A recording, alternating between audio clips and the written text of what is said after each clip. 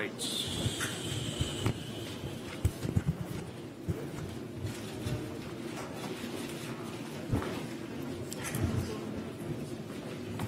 Make sure you position up there. Ready when you are. Okay. Greetings, everyone. Greetings, greetings. I'm honored to be here today. My name is Monique Waterman. I am born and raised in East Flatbush, Brooklyn. I'm blessed with 4 wonderful children. My oldest girl, 16 years old, Enique. My only boy, 15 years old, Eric. My 2 youngest daughters, Ine, 12 years old, and Erin, 10 years old. I am the founder and executive director of East Flatbush Village, Inc., where we provide wraparound services to families, to the youth, and the community as a whole.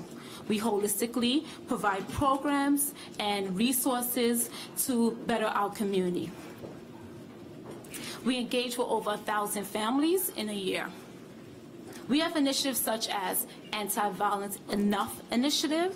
We also have Stand Mental Health initiatives as well. We provide from after-school programs to in-school programs under Cure Violence, Crisis Management, and Conflict Mediation. And we have public health education where we partner with Thrive NYCD to do mental health first aid trainings. I'm also a trainer myself, overdose prevention and intervention, and trauma training. This announcement is very important to me, my family, and the community. We try to help young people make good decisions, good choices, but sometimes they make mistakes. We all make mistakes. Those mistakes shouldn't follow them for the rest of their lives. An arrest record for marijuana offense can hurt a person's chance to get a job, get a good education, to build a better life.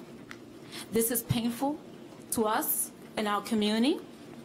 It can hold someone back before they have even a chance to start life.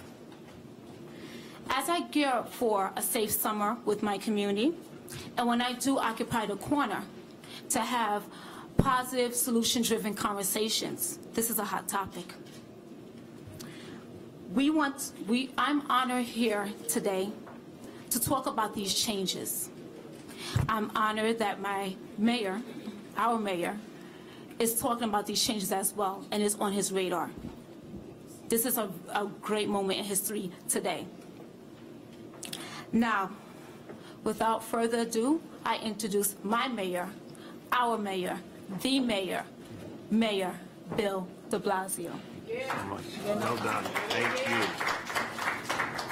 Thank you so much, Monique. I want to thank you. I've seen your work firsthand and what you do to support young people in the community and to protect them and to create a positive atmosphere for them.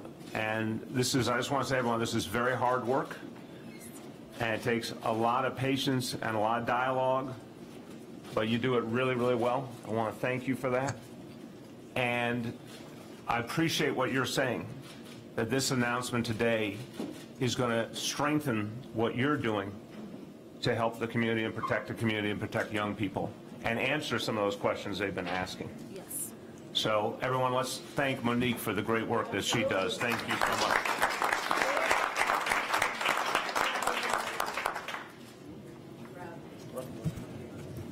There's a lot to talk about today, but I just want to start at the beginning by thanking the 2 co-chairs of the working group that was put together to look at this very important issue.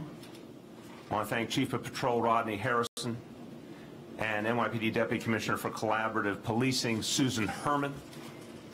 And as we get into the discussion, we'll turn to them on the specifics of the new policy.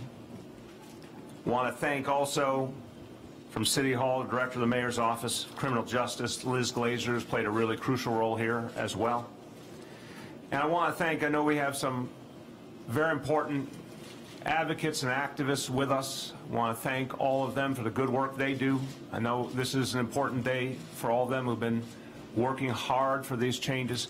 Particularly want to thank those involved in the Cure Violence movement crisis management system, which is having a really big impact in communities around the city. Thank you so much for all you do. Thank you.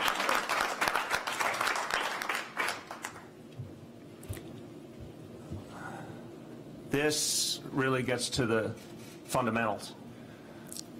4 years ago, we all made a promise to the people in New York City that we would heal the wounds of the past, that we would bring our communities together and get safer at the same time.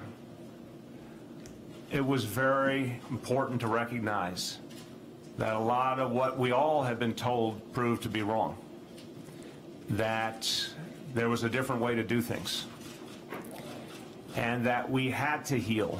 We had to look for a better path. In fact, a lot of what had been done in the past was making it harder for us to get safer because communities and police did not have the relationship they needed. And our young people did not have the kind of dialogue with police that we needed them to have. This is an important step because this comes out of 4 years of having a different conversation between our police and our communities, and of looking for different solutions, and trying new things, and finding that the new ways work better than the old ways. You know,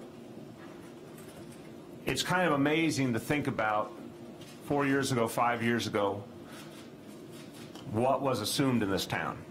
Everyone knows there was a very strong set of voices saying if we took away the broken policy of stop and frisk, that crime would inevitably go up. In fact, the opposite occurred.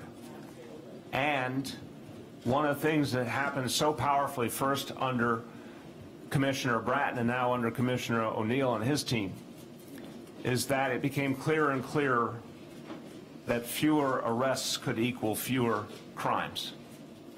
Goes against, again, so much of the stereotypes, so many of the messages we all received for years, even decades. But today's NYPD has proven time and time again that you can arrest fewer people while making everyone safer. This is profoundly important. It still hasn't really been fully recognized. But I'm going to keep saying 100,000 fewer arrests in 2017 than in 2013. And yet we were much safer in 2017 than we were in 2013. Well, it follows through to what we're talking about today. And I want to be straightforward. We had to find our way on the issue of marijuana. And it started a few years ago with deciding that we would not arrest for low-level possession. And the number of arrests for low-level possession went down greatly. And again, we got safer at the same time. The fact is, there was another piece of the equation, and Monique referred to it. The lives that were being affected by arrest. And how we now understand that negative reality of anyone, particularly a young person, being held back by an arrest record for something minor, and how it connects to the very troubled history we have in this city, this state, this country of mass incarceration. And we have to undo all of that. We have to turn in a different direction. We know that we can make these changes the right way. We have to be smart about it. There has to be a lot of deliberation. But we know we can do them the right way. And that's why the NYPD over this last month studied this carefully and worked with a lot of other folks too. Advocates and experts and the unions that represent our officers of all ranks, the DAs, community leaders, academics, everyone was brought into the discussion. And the notion was clear: to create a fair and consistent policy that would keep us safe, but make us fairer at the same time. And that is what we are announcing today. A policy that will take effect on September 1st this year. And you will feel the effects of this policy in this city this year, 2018. Under the new policy, New Yorkers with no prior record will receive a summons instead of an arrest for smoking marijuana publicly. And we believe that this will result in thousands of fewer arrests. In fact, next year we think at least 10,000 fewer New Yorkers will be arrested under this new policy. 10,000 lives that will be affected. Now, we are convinced, after 4 years of sustained progress, that we can do this in a way that will continue to enhance public safety.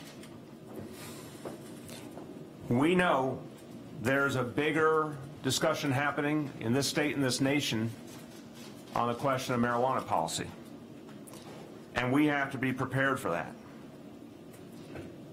But we're doing what we can do right now. We're doing what we can do in this city to be fair, to listen to the voices of people, to make sure that we're finding new and better ways of doing things. This plays out in so many ways. I want to remind you of one piece of this equation that we're seeing already. I mentioned 100,000 fewer arrests in 2017 than 2013. That is one of a number of factors that have led to a great decline of mass incarceration in this city. In fact, in that same time period, our jail population is down over 20%, and it continues to decline. It continues to decline, and that is crucial to the future of this city and families in this city. So today is a day where we take a step into the future, we take a step towards fairness, we take a step towards greater safety. And I want to thank everyone who's been a part of this process.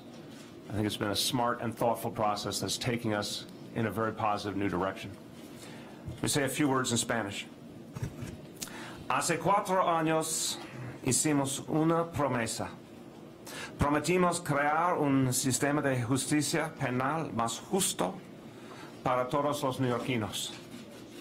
Sin embargo, demasiadas personas aún son arrestadas por marihuana, un delito menor y sin violencia que pone su futuro en peligro. Por eso estamos anunciando, desde septiembre, todos los neoyorquinos sin antecedentes solo recibirán una citación judicial por fumar marihuana en público. With that, I want to turn to our commissioner. I want to thank him and his team for very carefully and smartly looking at these issues and coming up with a new approach for this city. Commissioner Jimmy O'Neill. Thank you, Mr. Mayor. Not too bad, only a couple blocks from my old precinct. There you go. Just, I think it's good morning still. It's just about noon. As the mayor said, we convened a working group a little more than 30 days ago, and I'd like to thank all of them for all the great work that they did. It's not just Rodney and Susan. It was a number of people that were involved in this. We had a lot of outside experts, reps from community groups, scholars, young people, our district attorneys. I know Erica was involved. So at a time when overall calls for service from the public about marijuana use are up across the city, one of the things we needed the working group to take a hard look at was why disparities exist in marijuana-related arrest rates. I could tell you that the NYPD does not target anyone based on race or any other demographic. Police officers make observations, residents and others call 911 and 311. People walk into precincts to make complaints, they attend community council meetings, they tell our NCOs, our neighborhood coordination officers, our steady sector cops about conditions that they want and need addressed. There really are a variety of ways and reasons that police officers and people who smoke marijuana end up interacting. And it's those types of interactions we've been looking at. The NYPD is not in the business of making criminals out of people with no prior arrest history. We know that's not productive, and it doesn't further the NYPD's goal of getting the people responsible for violence and disorder off our streets, and I talk about that all the time. Over the last 4 years, our cops have demonstrated that it's possible for the safest large city in our nation to get even safer. We've done it by precisely focusing on the real drivers of violence. When it comes to marijuana, we always need to ensure that our enforcement is consistent with the values of fairness that are at the root of our neighborhood policing philosophy. The bottom line is, and I've said this publicly many times before, The NYPD has no interest in arresting people for marijuana offenses when those arrests have no direct impact on public safety. And as a matter of policy, we must always make sure our cops can do their jobs effectively and safely, and in a way that promotes public safety and the quality of life for all New Yorkers. Our continued progress on this front is possible when we all have a stake in it and we all share in the responsibility. This is how we're making our way forward together as a police department and as a city. I'm very optimistic about what's ahead. And I'm going to ask one of our co-chairs of the working group, Chief of Patrol Rodney Harrison, to go into the specifics of what we'll be doing as we move ahead. Rodney?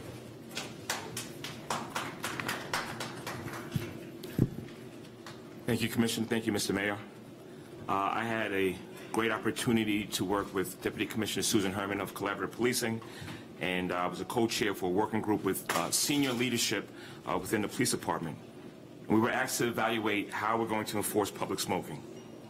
The working group consisted of several meetings. We conferred with the district attorneys, public defenders, elected officials, community leaders, minority fraternal organizations, union representatives, neighborhood coordination officers, as well as commanding officers. And we came up to a conclusion. Smoking in public is still a public nuisance, and it must be addressed. It is a quality of life issue that many New Yorkers are still concerned about. But the one thing that I love about this organization is we always evaluate what we're doing. And it's a continuous evaluating of ourselves to see how we can develop public trust. So both discretion and summonses in lieu of arrests for low-level crimes is something that we believe can help strengthen our public trust. But there will be some carve-outs. If you have no ID or refuse to produce ID, you are subject to arrest. Parole probation, existing warrants, past of violent crimes, or if there's behavior is an immediate threat to public safety, such as operating a motor vehicle, you are subject to an arrest. Smoking marijuana in public is a quality of life concern that we will continue to enforce, and this new policy will reduce marijuana arrests by the thousands, as well as not criminalize individuals for low-level offenses. Promoting public safety remains our top priority. Thank you, Commissioner. Okay, thank you very much, Chief. I'll now turn to someone who's been a real leader in this city on criminal justice reform. He's particularly focused on the question of marijuana arrests and how to move us forward, and he's been a great partner with this administration. I want to welcome District Attorney of Brooklyn, Eric Gonzalez. Thank you, Mr. Mayor. Keeping Brooklyn safe and ensuring trust in our justice system by ensuring fairness and equal justice is why I'm here today to lend my voice in support of the plan that's been unveiled today. After many years of aggressive enforcement of our marijuana laws, something like a consensus has recently emerged that people should not be criminalized and arrested for behavior that is now legal in 9 states and may likely be legal here in New York as well. And so I commend the Commissioner and the members of the NYPD for their willingness to consider new ways of thinking about how we enforce our laws and how we deal with the fact that there's less appetite in many of our communities for aggressive enforcement of these laws. For many years, simple possession cases in Brooklyn never got to court because we declined to prosecute them, removing them from the criminal justice system. But earlier this year, I took a look at the numbers of the cases that we continue to process, and I felt there were too many coming through. And there were undeniable racial disparities in the numbers that we were seeing in Brooklyn. And although we do know that marijuana usage is very similar among the races in Brooklyn, over 90% of the people who were being arrested and processed were people of color. We found that in good conscience, we could no longer continue to prosecute these cases without any measurable public safety benefit. And so earlier this year in Brooklyn, we started the process of declining to prosecute smoking cases in a number of cases, and we've seen the number of cases we have been put through in Brooklyn decline dramatically. And I think that speaks to whether or not we can do this safely in our city, because we have an example already in the largest borough in Brooklyn, that we continue to prosecute less of these cases, and yet Brooklyn continues to thrive. In Brooklyn, there were two exceptions to when I was prosecuting these cases, when I thought marijuana burning in public created a real, actual public nuisance. And I defined that as someone who was smoking marijuana on our transportation system, our trains, our buses, in our schools, or in our houses of worship, or places where children were actually being exposed to marijuana smoke. And I continue to put those cases through, and obviously in cases where there were a public safety risk, like driving when someone is smoking, and unfortunately many of us have seen that happen, or we've seen the whiff of odor coming out of a moving car, and so those cases continue to be prosecuted by my office. But as a result of the changes that the commissioner and the mayor are proposing today, we expect that we will see very few of these cases coming through, and essentially my office will be out of the business of prosecuting low-level marijuana cases. So I'm going to applaud the mayor and the commissioner for taking this action today. It creates the necessary balance between our commitment for fairness, but our obligation to maintain public safety. And this is an important step, but I also have an obligation of fairness, and I need to think about the people who have already received convictions on their record based on these cases that we're no longer going to prosecute. We all know that having a conviction can seriously impede the ability to get a job, education, housing, and other important services. And that's why my office has been developing and will soon announce a program for sealing past marijuana possession convictions for nearly thousands of people in Brooklyn. I'll have more to say about that initiative soon. I'm working with the mayor's office, but it's important and obvious to me, and I hope to many of you, that we must bring a sense of fairness to the past at the same time that we implement these new enforcement policies. There's much more work to be done to reach full equity and fairness on this issue and in our criminal justice system, and I look forward to working with the mayor's office, our police department, and all the advocates in the system. For now, absent any new laws, we are moving towards a reality in which marijuana will no longer serve as an entryway to our criminal justice system with all the attendant collateral consequences. And I think it is surprising for many of you to realize that nearly 40%, or just about 40% of the people who are arrested currently have never been arrested before. And so we need to end that. So I applaud you, Mayor, for leading us on this issue today and taking the steps that are being announced, and I look forward to working with you and the police department to make this a reality. Thank you very much, District Attorney. Next, I want to turn to two of our council members. We have been working very closely with the council, both on making this the safest big city in America and making it the fairest big city in America. And leading the way as chair of the Committee on Public Safety, Councilmember Donovan Richards. Thank you, Mr. Mayor, and thank you, Commissioner O'Neill.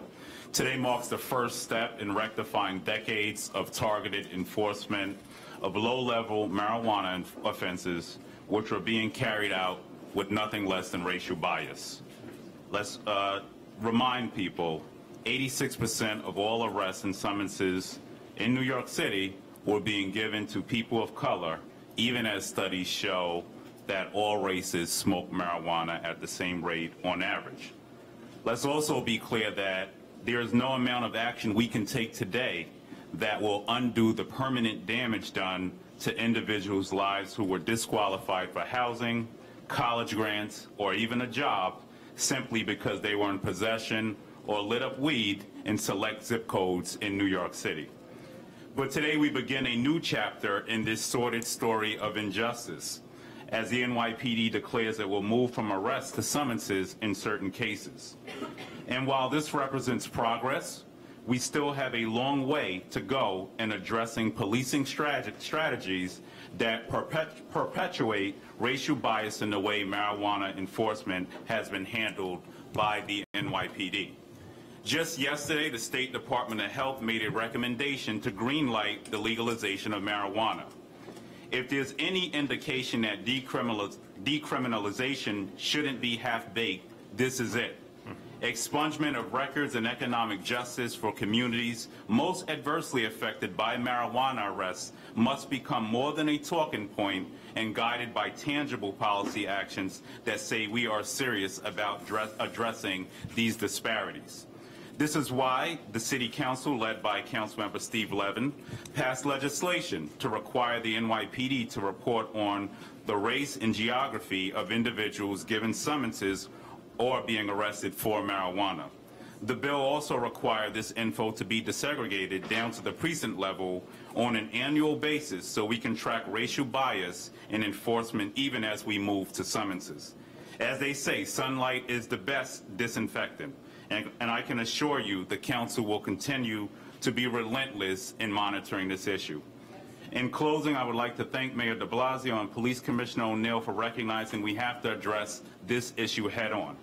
In the months ahead, we look forward to working with stakeholders and communities to ensure that their voices are heard through this process until justice is served. So I want to thank everyone for today's announcement and look forward to working collaboratively in the future.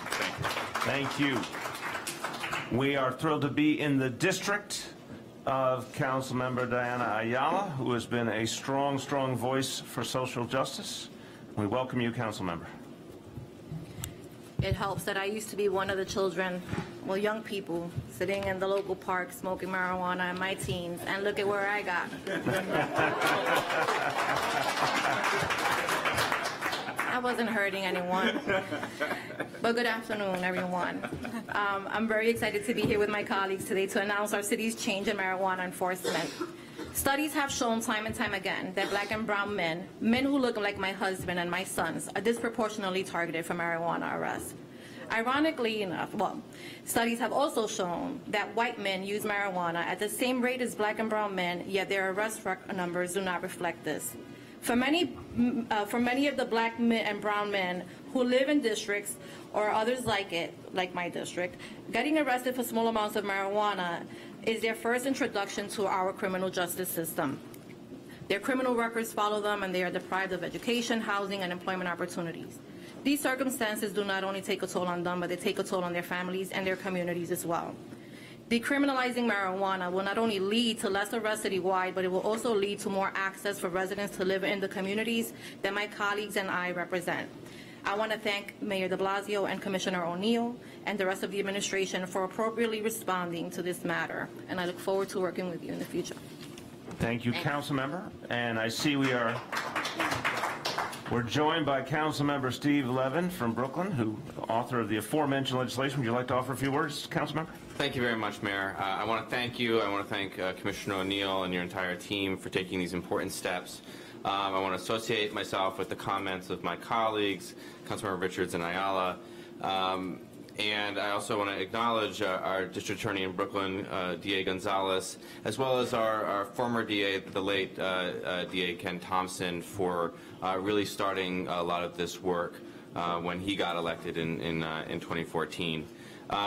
And just to add that, criminal justice reform can't happen overnight. It takes a lot of diligence and a lot of hard work to untangle the mess of negative criminal justice enforcements and structures that were put into place over the course of decades. But I'm proud to be associated with this administration as you are taking these important actions, and the council as well for applying our appropriate oversight. And it's important, I think, also to think about this in the context of closing Rikers and seeking the end to mass incarceration here in New York City, and doing this in meaningful ways. So thank you very much, Mr. Mayor, for the opportunity. Thank you, Councilmember. Okay, we're going to turn to our colleagues in the media and discuss this proposal, or this new announcement, I should say, today. Go ahead. Mayor, now that we partially know some of the results from that study commissioned by the state, do you support legalizing recreational marijuana? I'll speak for myself. I'm not there yet, and I'll tell you why. I think we need a regulatory framework before that step is taken. Now, I think the reality is, in this state, the likelihood is next spring is when action would be taken. That gives us time to address some real big issues. I have warned, and my wife has warned as well, of creating a situation in which, unfortunately, some of the same mistakes we saw with the tobacco industry or the big pharmaceutical industry are repeated with legal marijuana, where there's a conscious effort to get more and more people to use their product for profit. There are real regulatory things that can be done to inhibit that, to make sure that everyone is educated, particularly young people, about the health issues and challenges that come with marijuana use. We need to put that in place at the beginning. We need to put in place at the beginning measures for fairness economically. I would hate to see legalization mean that a small few elite benefits economically, and a lot of people who should have opportunity in a new industry don't get it.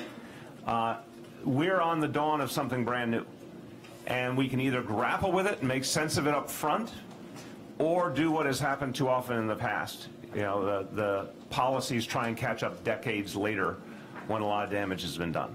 So I'm in the school of thought that says first come up with a regulatory framework, and then it would be appropriate to move to legalization. Way back. Let's go all the way back. Yes. Sorry. Yeah. Oh, sorry.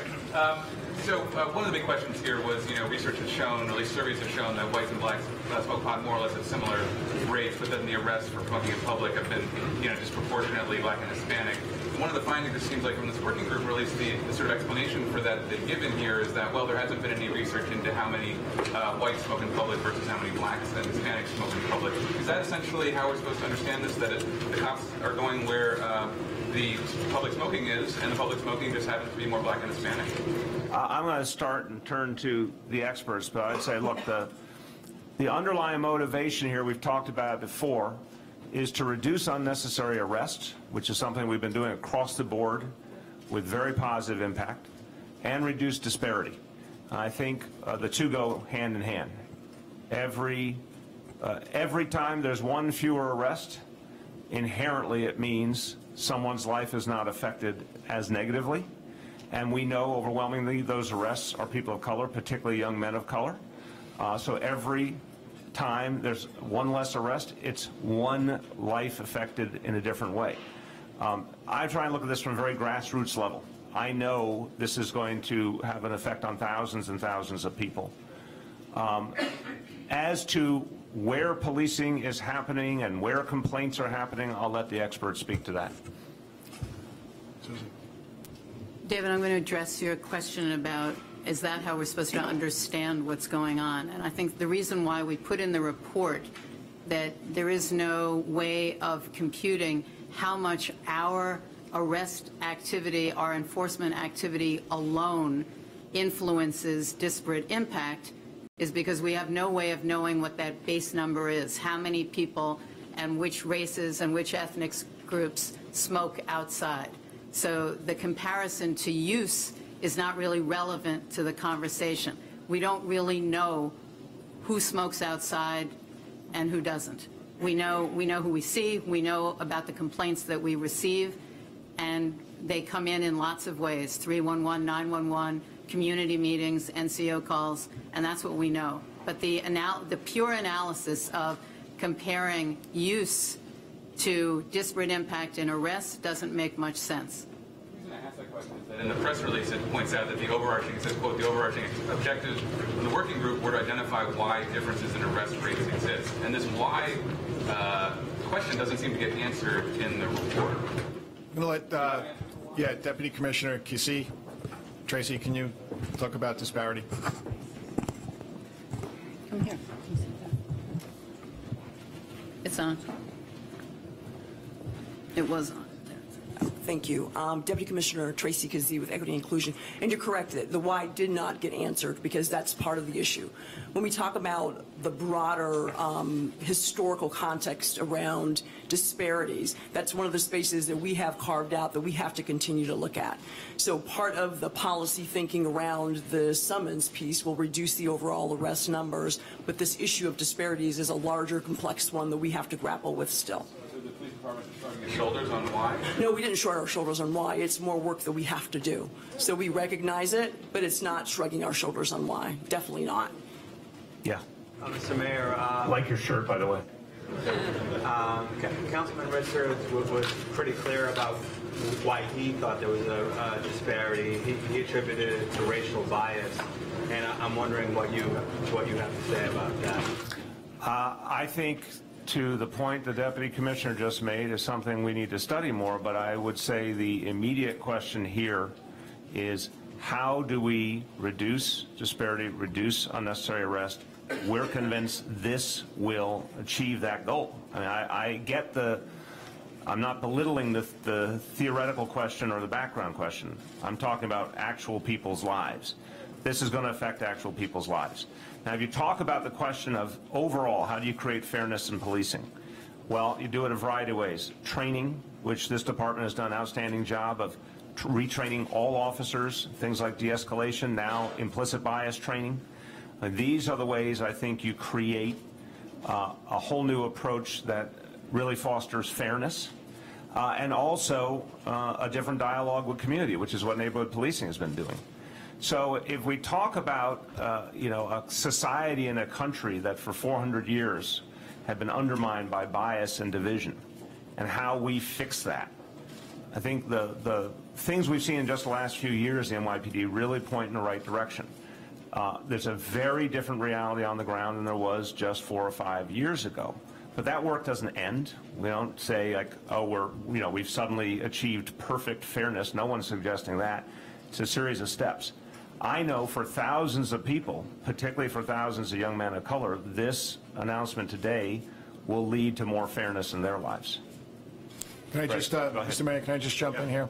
So while I have a very good relationship with the chair of public safety, I would have to disagree with him. I've been a cop for 35 and a half years now. I don't agree with that broad statement. Anything that we do in the NYPD, particularly over the last 4 years, has been to build trust and keep people safe. Now, we went from 2,200 homicides in 1990 down to 290. And we went from 5,000 shootings down to 790 shootings.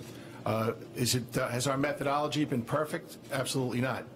And I talk about that all the time. So what we are doing here is to make sure that people who don't have a tendency towards violence, homicide, shootings, robberies, are not affected by marijuana enforcement. You're going to get a summons. We're not going to arrest you. And since I've taken over, and I know Commissioner Bratton before me, the way we've run CompStat, we look every day, every Thursday, we look at summary arrest activity. And is it helping to drive down crime and violence? That's our focus. Grace? I have 2 questions, but the first is your expectation that when this policy is put in place that we will see a change in the racial disparity of the people who are still arrested for marijuana? Is that a goal here, or is it just to get down the number of arrests? Will you be satisfied if we're still seeing, Black and Hispanic men arrested 8 times the number of white men, even once this policy is enacted? I don't think any of us will be satisfied until we further the progress. So right away, the question is, how do we reduce unnecessary arrests? This is already proven to be a very positive thing for this city. When you reduce unnecessary arrest, you free up the time of our officers to do other important public safety work. When you reduce unnecessary arrest, you change the relationship between police and community for the better, and clearly you change the lives of individuals for the better. That's the thing I'm quite certain you're going to see progress on quickly. In the process, you're inherently addressing disparity.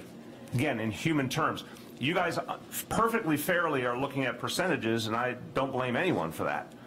I'm looking at it from the human level. If there's a lot fewer arrests overall, that's what really affected people's lives. But the work for fairness and equality in all we do never ends. So that's going to be ongoing work, and to the Deputy Commissioner's point, that's stuff we still have to look at. I think the big strands here, neighborhood policing, retraining the force, implicit bias training, are all going to help us to deepen that. Marcia? Is step 2 of this process to expunge the records of people who have been arrested in the past? And if that's the case, is that an effort that you would get behind, either by calling on the district attorneys to do it, or legislation in the city council, or the legislature will have whatever means it takes to do that? It's a very important question, and in the coming weeks, we're going to have a lot more to say on that. Look, there is a burden of the past here. A lot of people were treated unfairly, and they're living with the consequences, and we want to find ways to address that. So we're going to be working closely, NYPD, DAs, to come up with a new approach on that. Again, I don't want to speak until we have a vision of how to do it. Is it something that needs to be addressed? Absolutely. Do I expect we'll have something important to say on it in the coming weeks? Yes. The question I have is that if the state moves to legalize marijuana, as you said, in the spring, how would that affect this program? Let me speak to that. DA, did you want to add? Yeah. So we've been working in my office about dealing with these past marijuana convictions. We've been looking at the number of people in Brooklyn who have been convicted, and there are tens of thousands of people who actually have criminal records for marijuana. We are in the process of creating a program using some of the current laws that are on the books. There's a ceiling provision that we can use, and there's some other avenues that we've been exploring to go back and take a look at many of those cases and figure out how we either seal or vacate these prior marijuana convictions. So it's ongoing.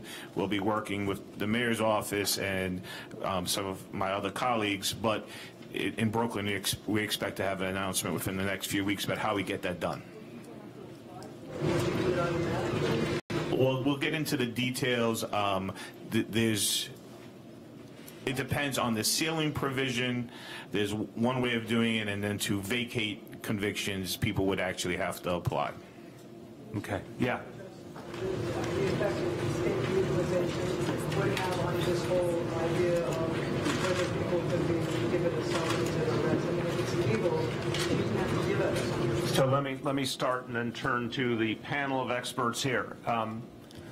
First of all, one of the things we're also doing immediately is convening a working group of a number of agencies, police department, health department, a number of agencies, to look at what legalization could mean for New York City and to get ahead of it. There's a lot of ramifications we have to think through, and we don't want to just wait for something to happen. We want to decide in advance what we would have to do. As I said, I think as folks consider this in Albany, and we all believe that's not going to happen before the spring at this point, I'm going to be a very strong voice saying, look before you leap. Like, really think about the regulations we need and the preparation we need before we do this and try and get it right. But the city has to prepare on a host of levels. I would remind you, I'm not an expert. There's one thing I have found from talking to all the experts. Even in the states that legalized or decriminalized, people can use the proper terms, it was still not legal to smoke in public. There was still a sanction for smoking in public. So I think there's been some understandable stereotyping here. People look at Washington State or Colorado, they think anything goes. That's actually not how it's been. And as New York State looks at it, they're going to clearly reference those other models, and I assume try and find some alignment with those other models. So I just want to put that in. Who wants to speak to the details?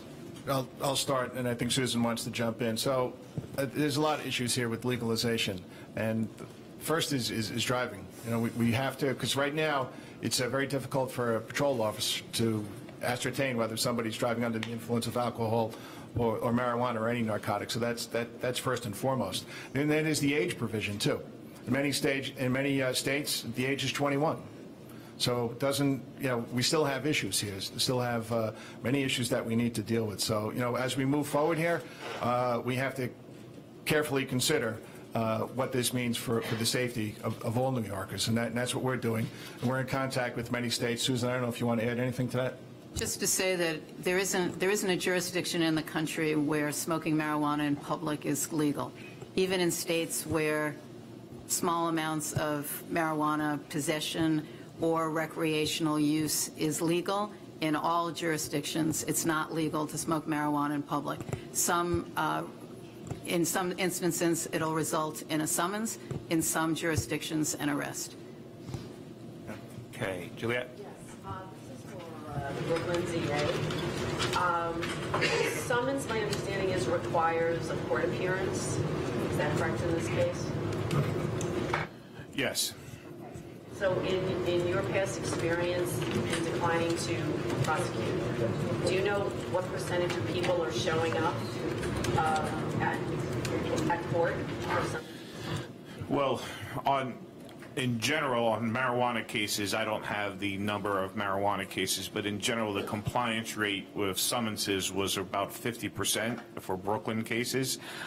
So, I would encourage anyone who receives a summons to take care of the summons, so it doesn't escalate into anything further. But it is a factor that has to be considered as we use this. And listen, this is going to be a tremendous step forward. It allows officers to exercise discretion and to stay on the streets, keeping our community safe, dealing with quality of life issues and protecting us. And so we'll need to do more. I know that in Oath, we've dealt with the non-compliance issues by doing other things, including having extended hours, having pop-up courtrooms. And so I think there are ways to deal with the compliance issue in our communities. And I would obviously be in support of extending hours for people to come at nights or weekends to deal with summonses. So then if they're not in court, is it a warrant? Is a warrant issued after that? Somebody has to go find this person? It's discretionary. Obviously, the judge could issue the warrant or not issue the warrant. And I think we need to use common sense in how we issue warrants in the past. I think they were done too quickly. Just someone being late for court issued a warrant. I think there needs to be more common sense in how we deal with this. But people need to take care of their summonses. Right. And Julia, I want to just, I'm the non-lawyer here, but I want to really make this common sense point. It's still not legal to smoke marijuana publicly. If you do so under this policy, you will get a sanction. You will get a summons. You have to address your summons. If you don't address your summons, it can lead to a warrant. A warrant can lead to an arrest.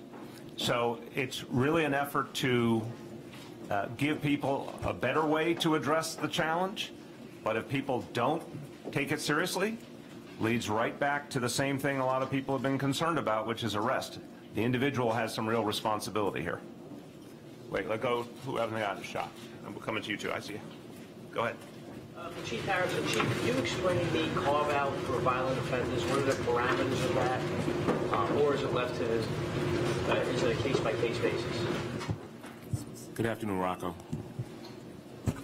So it's pretty much black and white. If you are unable to produce some type of identification, these are the things where we cannot use discretion. Somebody has to be placed under arrest so we can identify who the individual is.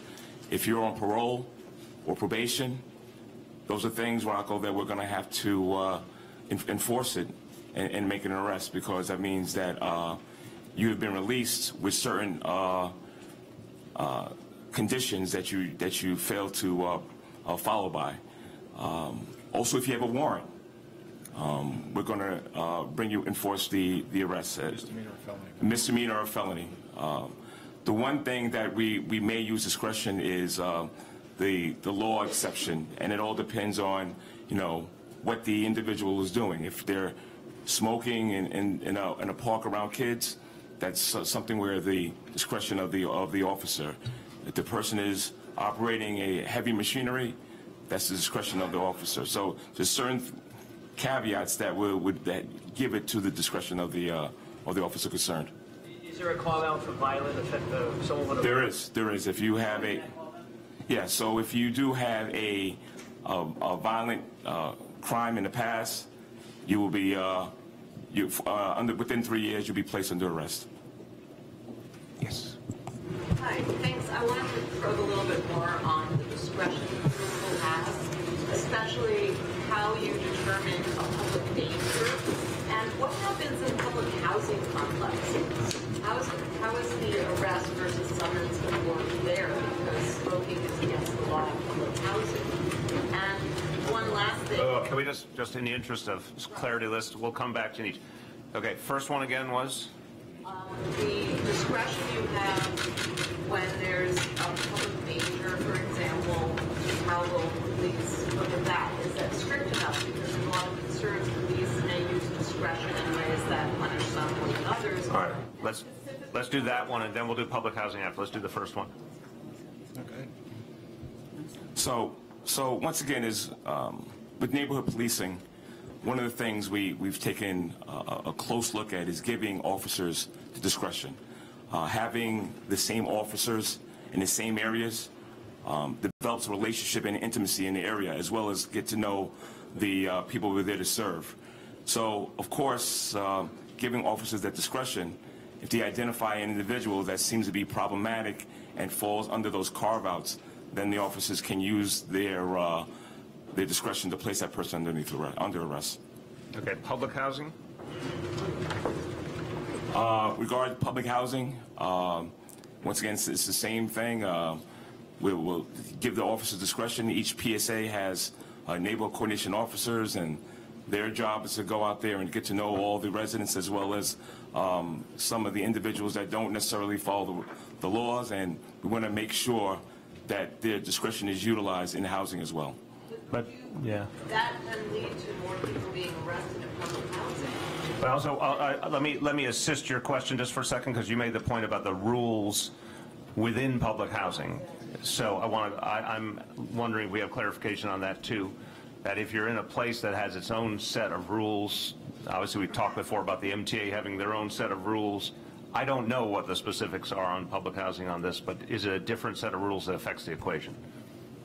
If once again I'll have to get back to you regarding the housing rules, but I will say this: if there are certain things, if you're smoking on a train, smoking on a bus, something where it's a public annoyance, yes, you are subject to an arrest. And once again, that comes under the discretion of the officer that's involved.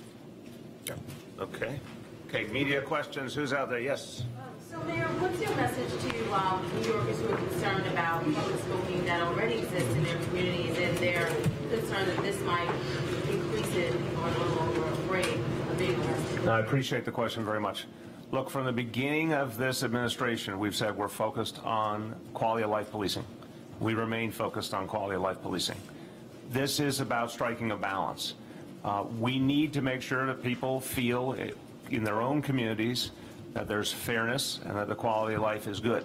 So, for example, if someone calls in a complaint, we're going to follow up on that complaint, just like NYPD always has.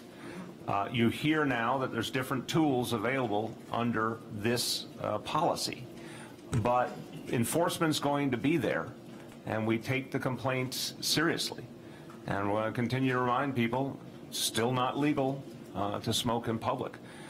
That said, I believe there will be an important benefit here, which is, in the end, fewer arrests. And we've seen this overall.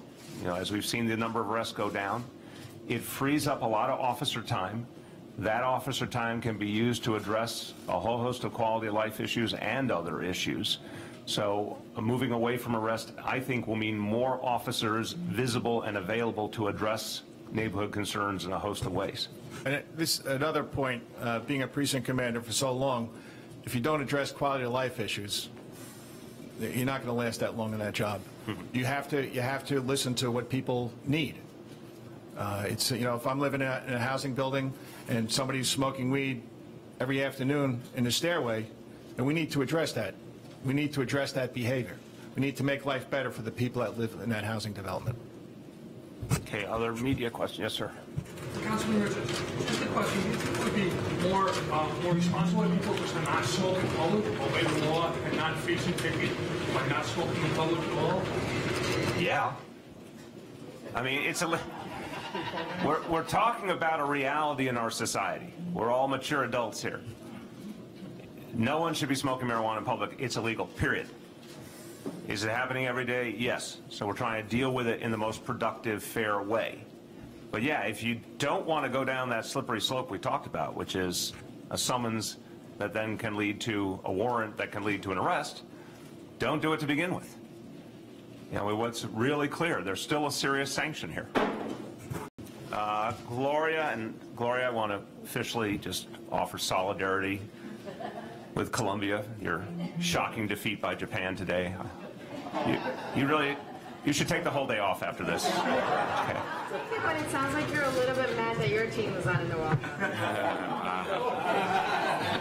Wow, that boomeranged back in a really bad way. I will say, if you mean my team, Italy?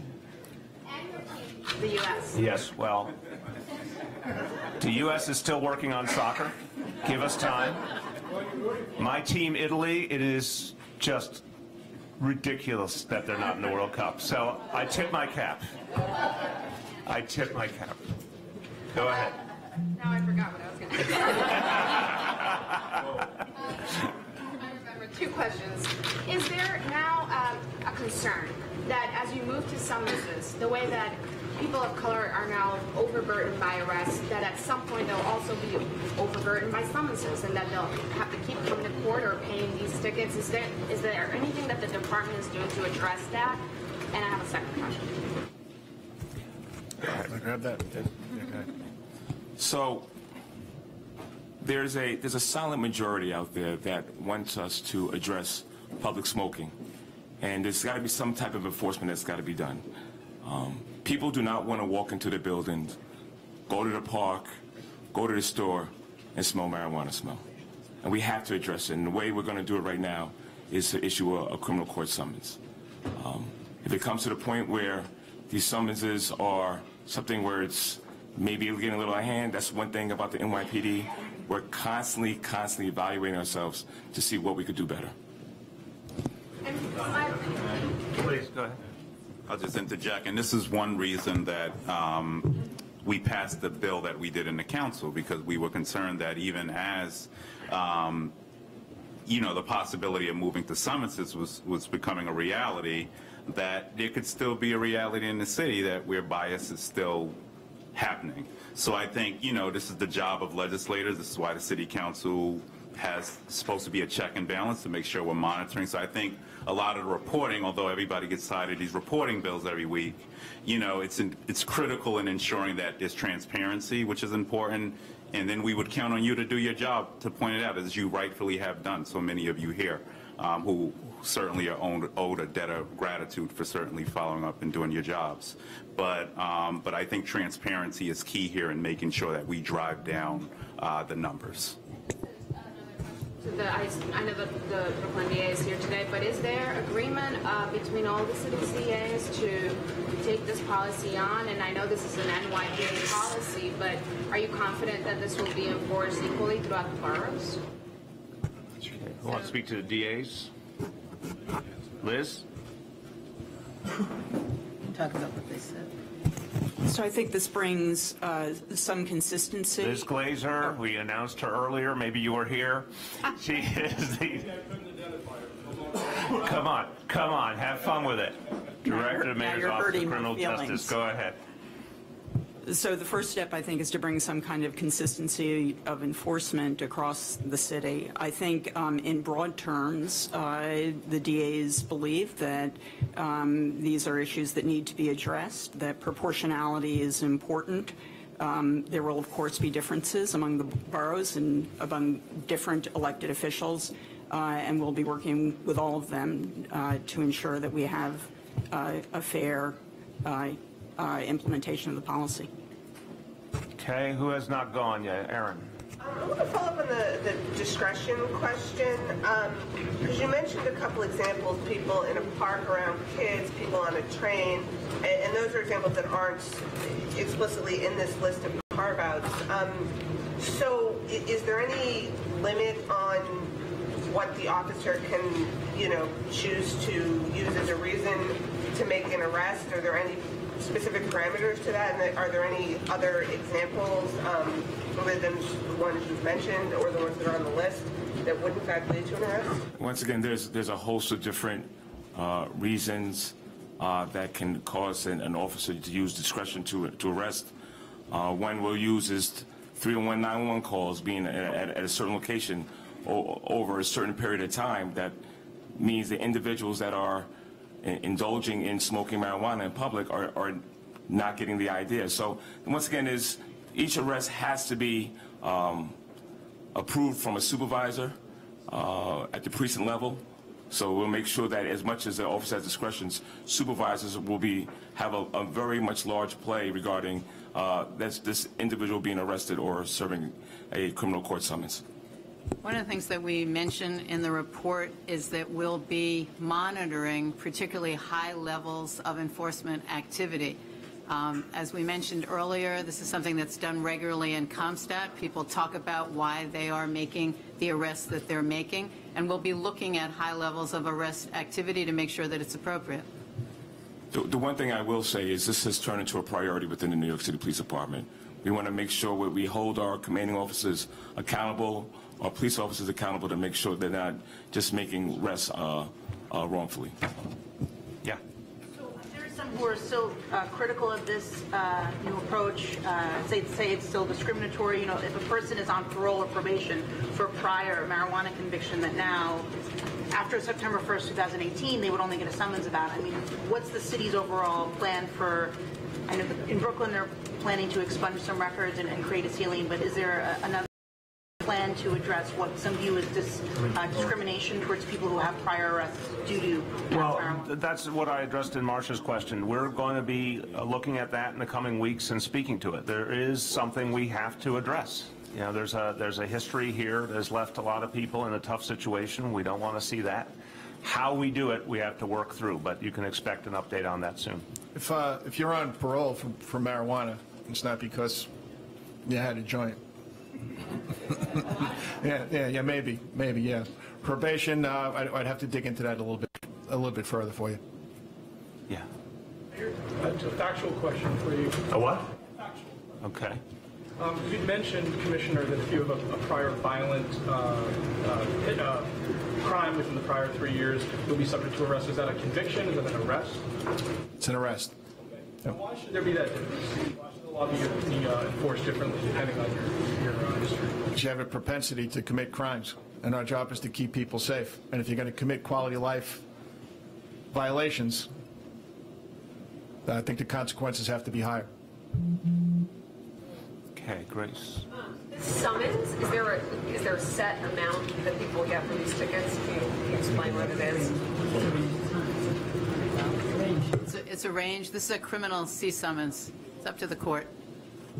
So can you give us a sense of what people could expect or what the range would be? So it's actually a statutory limit. So for a first offense, it's up to $100. More often than not, the amounts are much lower than that. Okay. Yeah. Hi there. I wanted to ask about immigration. Wait, I'm sorry. We're going to go through this whole announcement. We'll come around to other issues after. Let me see if there's anyone else on this. We're doing media questions. Just want to make sure we got media. Go ahead. Clarifying question as far as somebody presenting their ID. I know in the past for some low-level crimes, am I right that you've allowed them to go to a precinct? Same here. Same here. If somebody doesn't have an ID, they'll be given an opportunity to get that ID. The phone call doesn't necessarily have to be made in the command. Everybody's got a cell phone now. Commissioner, I want to ask you too, because it seems like throughout last year, the start of this year, but really since you took the position, I've heard that argument of police are responding to 311, 911 community concerns at precinct meetings, and that seemed to justify how the police were enforcing marijuana offenses. So what changed? Why now? I think it's important to pay attention to the national temperature. It's what we do in the NYPD. I talk about this all the time. We don't do it alone. We have to listen to communities. We have to listen to all 8.5 million New Yorkers. I think that's how we've made significant progress over the last 2 years. We can't operate in a vacuum. But many New Yorkers have advocating for this change for a while now. Zolan, I'm particularly concerned about the people that have no prior record. That's my concern. And to make sure that we don't saddle those people that used to be arrested for 22110.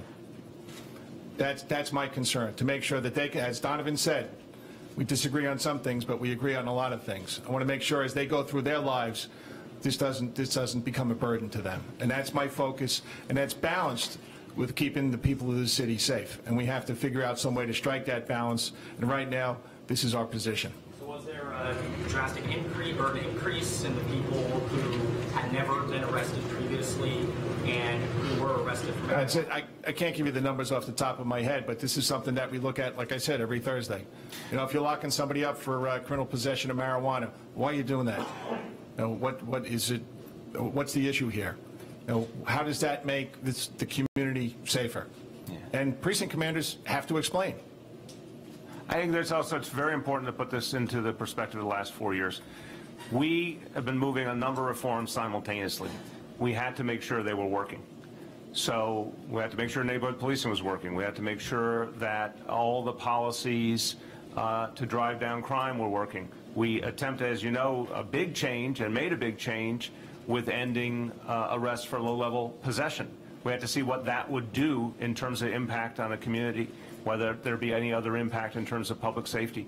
I think it's really important to understand the sort of steady evolution of these policies and how they are all working together. And the results have been very consistent.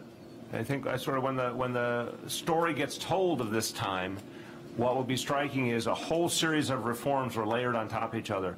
They all resulted in the same thing: less crime and fewer interactions between police and community, certainly fewer negative interactions in particular. So as that keeps working, we keep going farther. I think people wanted to see, rightfully, all over the city, that reform could equal more safety, and that we would maintain that focus on quality of life while also driving down more serious crime. And, you know, I think we're all very satisfied the formula is working, and we want to deepen the formula. See if there's anything else on this announcement. I see a hand way back. I can't see a face. I see a hand. There you go. What will the administration do if it finds that certain boroughs over others are issuing summonses to people smoking pot in public? I know Staten Island District Attorney is against the shift in policy. What do you plan to do if summonses are being issued to more black civics than others? Police Department administration or the city administration? You're saying how would we deal with differences among boroughs and differences among DAs?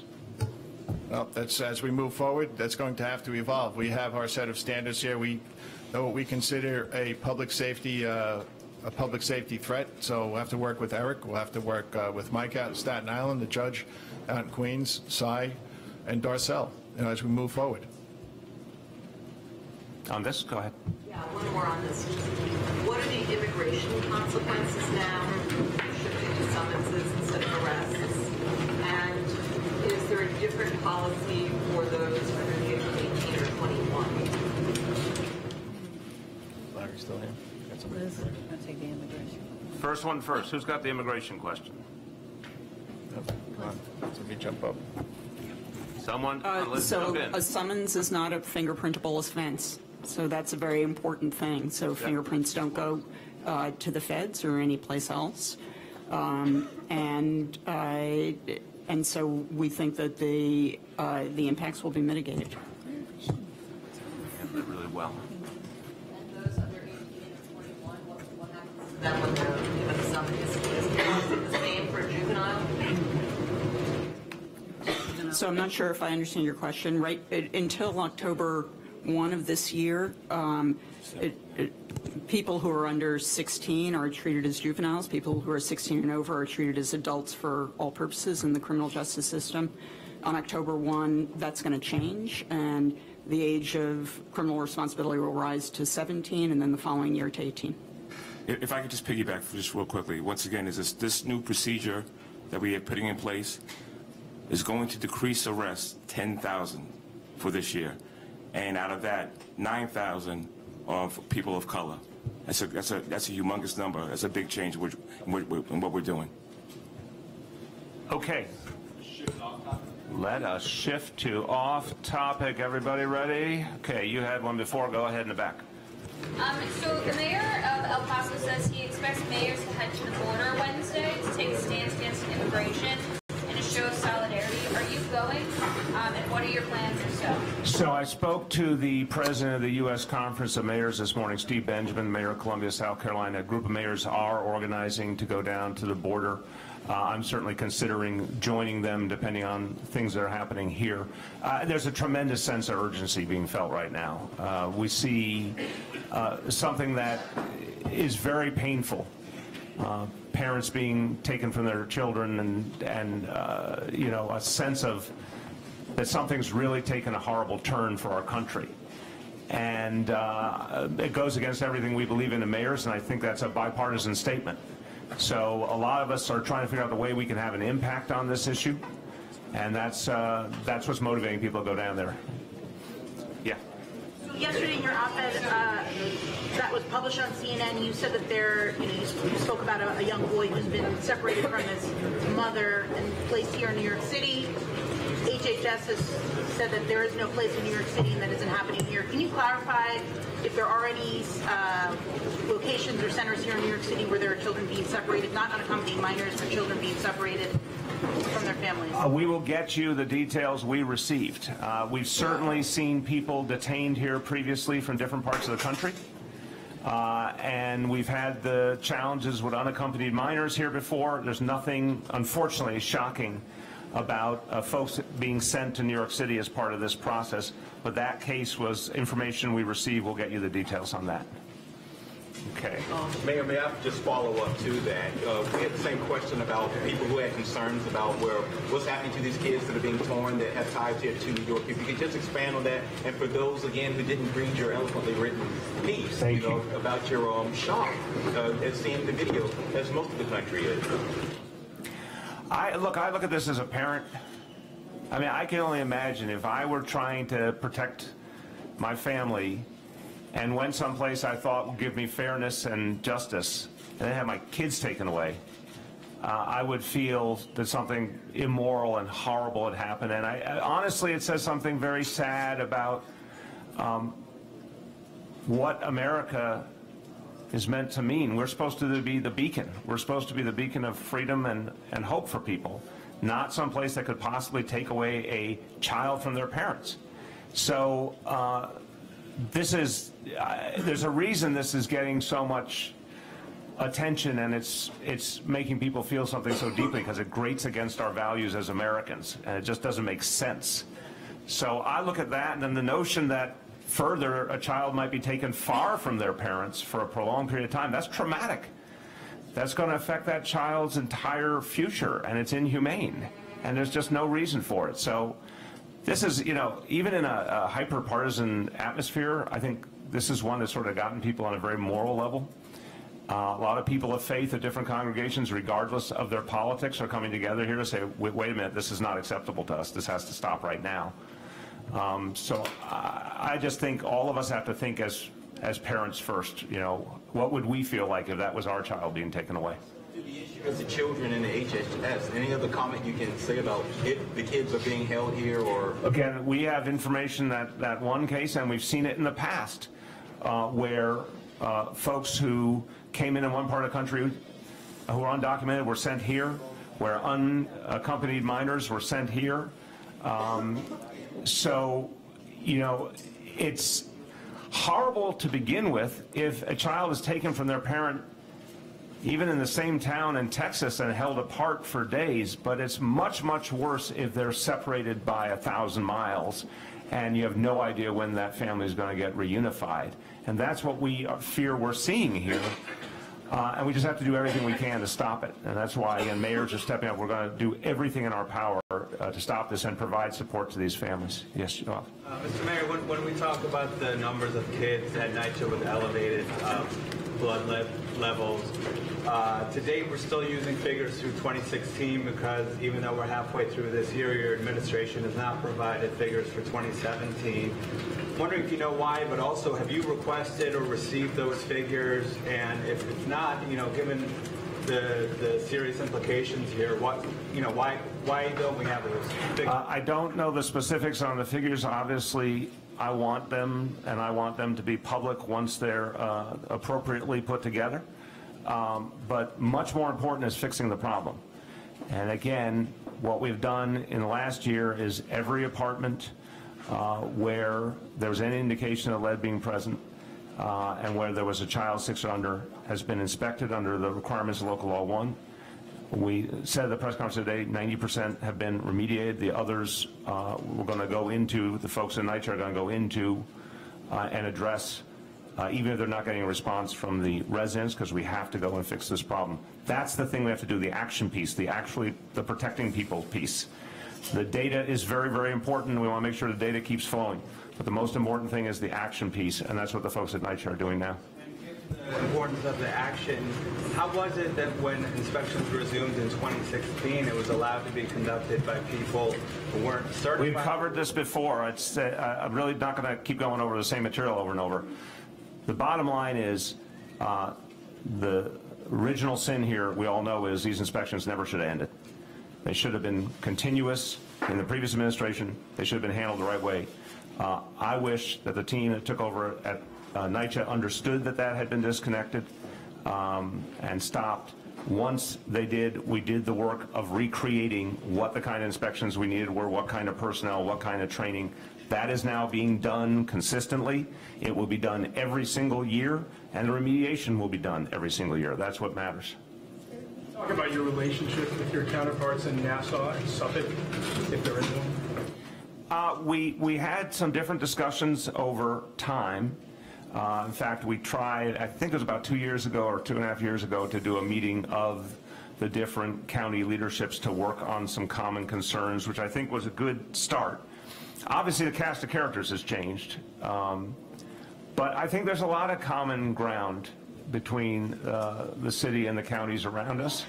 I think there's a lot we need to do together.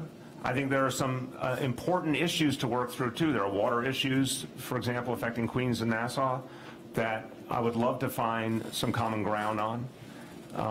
So we're certainly going to be looking to do that going forward more. Have you spoken to the two, Curran and Balone, lately? I've spoken to her, but not in detail on these issues. It's certainly something I want to do. Aaron? You talked about needing to create a fund in order to be able to pay your legal bills. Can you describe what you've done in the last 6 months to move towards the creation of a legal defense fund and what you plan to do going forward? As you know, it has to be done legislatively. Clearly, that was the ultimate effect of the Conflict Interest Board ruling, that the only way to practically achieve the outcome is with legislation by the City Council. As Speaker Johnson has said, he and I have spoken about it, but it's clearly up to the Council to determine how and when to act. I've simply affirmed that we know there's an area with there's no definition and we need definition. So the Council is going to decide how and when to do that. Marcia? Yeah, I wonder how you feel about reports that the President no longer agrees with you that you need to eliminate the test for the high school. Well, I want to talk to him about it. I have only seen press reports. I haven't heard what his view is. I've worked with him a long time. I have a lot of respect for him. So, I would prefer to understand his perspective. One thing we can say for sure, the announcement that we made a few weeks ago has generated an extraordinary public debate. And I want to thank all of the outlets represented here. I think it's been a really healthy debate for this city. And it's going to help us to figure out a better policy going forward. Everyone's going to have strong views, and people are going to listen to a lot of different voices as they go along. But the positive here is this issue is way out in the open, and it's being honestly debated, and I'm happy about that. Julie? Say again? Well, one, again, until I hear from him directly, I don't want to characterize his stance. I'm certainly going to argue to him that I think what we have here is the best way to address the problem. And I'm going to argue that the existing test just doesn't have a place in our future. But again, I want to hear his point of view, his concerns, and we know this is going to play out over months. Juliet? Mayor, a 6th yellow cab driver committed suicide. Yeah. How are you addressing this disparity with the yellow cabs and the proliferation of the Ubers? This is a horrible, horrible situation. And It's very painful that folks who are feeling economic distress would take their own lives. So it cries out for action, but I also have said it every single time, I'm going to say it again. It also means there's something very personal happening in each of those situations that needs to be addressed. We have to understand when someone, because of economic distress or any other stress in their life, thinks about suicide, there's also a mental health issue there that has to be confronted. And I want to say a lot of the driver organizations are working intensely to make sure that people who need help get it. And certainly with the Thrive initiative, we're trying to do that in every way. So I would ask anyone addressing this issue to remind anyone in the taxi industry they can call 888-NYC-WELL. If they're having any of those feelings, they should make that call. Well, we need something new, and I feel urgency about that. I know the council's looking at it too. I would like to see action soon. It's clear that this current reality with Uber and the for-hire vehicles has come with a huge number of unintended consequences. And now it's become a reality where there's just lots of vehicles driving around with no one in them, which is unfair to everyone. It is hurting those drivers, those workers who work for Uber and the other services. They're not making a lot of money. It's exacerbating congestion. It's hurting the yellow cab drivers. We're in a really bad place. So there's a series of things I think we could do. I believe the council is going to focus on this quickly, and I certainly want them to. David? I want to get your reaction. 2 days after you signed a consent decree over the lead paint and other issues with NYCHA, there was documents, computers, and other stuff seized at the NYCHA facility by federal and city DOI. What was your reaction to that? Are you concerned that there's criminal charges that are coming? I was not surprised in the least. There's been a 2-year investigation. The U.S. Attorney signaled very clearly, and we fully understood it. He was reserving his rights in terms of the opportunity to charge individuals if he thought it was necessary. And they're continuing to follow through on that. It did not surprise me in the least. When that process plays out, obviously there's a parallel process that we will undertake with absolute deference to law enforcement first. But we're also concerned to make sure that anyone who's working in public employment, if they've done anything inappropriate, they must be held accountable as well. Does that mean you anticipate some kind of criminal charge? I don't anticipate, no. I want to be very clear. Does not surprise me there was further investigation, but I do not assume that means X or Y. Let's let the U.S. Attorney determine what's appropriate, and then we'll play it from there. Yes? Another immigration question. One of our reporters just learned that the county executive, I believe in Mercer, New Jersey, just said that he was approached about housing kids separated from their parents, and he told the government, no, I won't do it.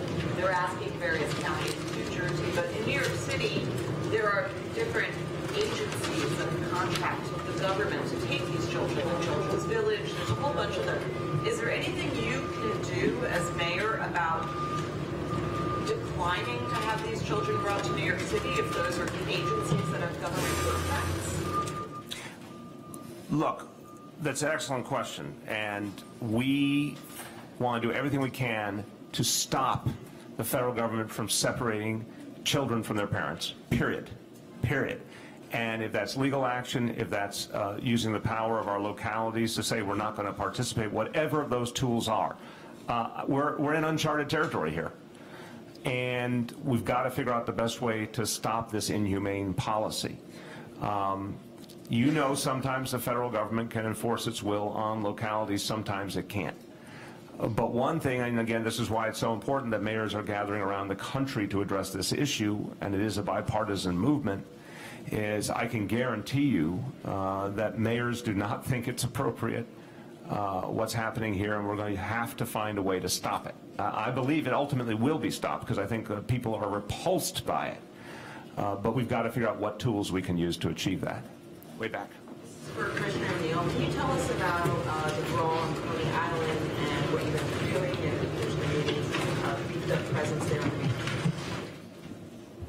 Chief Shea will talk about that. Hi, good afternoon. So yesterday evening in the 60th precinct in Coney Island on the boardwalk, We had a disturbance involving a number of individuals. It appears at this time we had at least one large group encountering possibly another group or possibly some individuals. The culmination of that was we had 2 people that suffered injuries. One suffered a slash wound, one suffered a stab wound. The ages of those that were cut are 17 and 21. Neither of them resides in Coney Island. One lives in Manhattan, and one was there visiting from the Bronx. Past that, it's still fairly fresh, so it's going to proceed from there. Yeah. Chief, can you say about the 5-2 precinct judge stabbed on the Bronx River Parkway yesterday? Yep. So yesterday evening, roughly about 7 o'clock, 5:30 to 7 p.m., somewhere in that range, we had an incident where it appears at this time that a group of youths met in a park within the confines on the border of the 52nd and the 49th Precinct, French Charlie's Park, if you're familiar with the area on Webster Avenue. When the group got to that location, it appears at this time that there was an intention of the 2 groups to meet and fight. The culmination of that was one individual was chased by another group. He was stabbed a number of times, 14 times preliminarily. He's currently in critical condition but stable at Jacoby Hospital. There is indication that there was a shooting later last night that's being explored whether or not that's related, and that's in a separate part of the Bronx. There's a lot of information that's coming now. Apparently there's been a dispute that's been brewing for some weeks. There was a female involved in this dispute, but I don't believe that it's the traditional two men fighting over a woman. There's a lot of different details coming out. There is some gang involvement to this. A number of gangs, localized crews in the Bronx that have affiliations and have been mentioned, but again, it's less than 24 hours. The child that was stabbed, 14 years of age, lucky to be alive. I want to thank an off-duty EMT that rendered aid on the Bronx River Parkway that potentially could have saved the 14-year-old's life, so a great job there. We're confident that we will get an arrest in the case, but right now we're still sorting out the details. Come on, hey, my friend. Not too many in a row. Go ahead, last one. Go ahead. Last one. Is there any possible hate crime component to this? I do not have any information that would back that up at this point. Grace. A homicide in the 83rd, a 33-year-old man who was shot in the chest, William Fernandez, and died on Father's Day. I didn't know if there was any more information. My desk asked me to ask about that.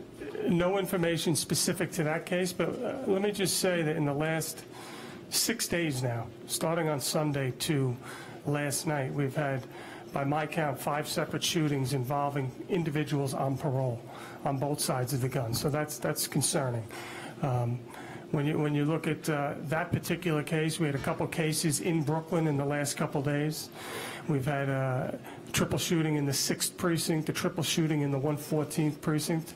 We came in last week with a fewer number of shootings, but Rodney will back me up. Anytime we're talking about violence of this nature, one is too many. So it's important to give the historical context that we're down, but we're exploring all of those shootings. And again, I'm confident that the detectives involved in Brooklyn North will make an arrest in that case. About Prime 3 preparations, security, any concerns, standards. Can you give us an update on? Yeah, I think we're probably going to do something with Chief Monahan towards the end of the week. But it's a yearly event. I know the route has changed this year. We've been working very closely with the organizers, so it'll be the traditional Manhattan South coverage with counterterrorism overlay. But we'll go into more detail later on in the week. Go ahead back there. Yes, Chief Shea, an update on the village shooting Sunday morning at the Hoover Lounge? Yep, so over the past weekend, late at night around closing time for the location, there was a disturbance inside the bar. There is very good video inside the bar, as well as on the block.